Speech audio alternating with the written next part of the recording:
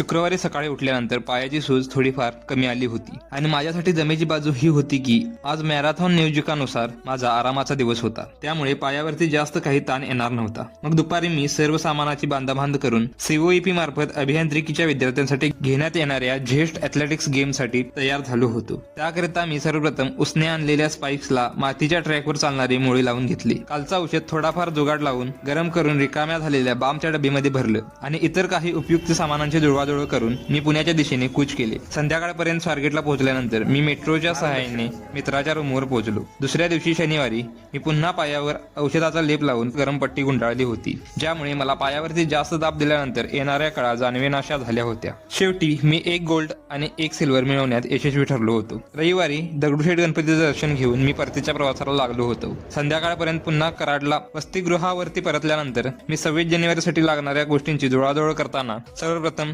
NCC वर्दीला इस्त्री करून घेतली, बॅरीला पाणी लावून कट पाडला आणि डीएमएसना पॉलिश करून घेतली. सोमवारी सर्व कौशल्यपणाला लावत आम्ही परेड संचलन आणि सायलेंट ड्रिल उत्तमरित्या पार पाडली असं इतरांचं म्हणणं होतं. त्यानंतर मी दुपारच्या सत्रात माझं क्रिकेटमधील कौशल्य दाखवत तो सामना आम्ही मला टीम मध्ये घेतल्यामुळे हारता हारता मला वाटत होतं. बाकी मी क्रमशः सोमवारी 4 माइल्स 4:53च्या आतापर्यंतच्या सर्वात स्लो पेसनं पूर्ण केलं होतं. मंगळवारी स्पीड वर्कआउट करत असताना 800 मीटरच्या 6 स्प्रिंट मारल्या होत्या आणि आज बुधवारी स्ट्रेंथ बॉडी वेट ट्रेनिंग करताना मी प्लँकचे काही सेट ऍड करत असताना स्क्वॉट्स, लंजेस आणि रशियन ट्विस्टचे सेट सुद्धा वाढवले होते. पण ह्या सर्व धावपळीत मात्र मला शनिवारचं 6 माइल्स आणि रविवारचं रिकव्हरी रन मात्र धावता आलं नव्हतं, जे की मी ह्या आठवड्यात पूर्ण करण्याचा प्रयत्न करेन.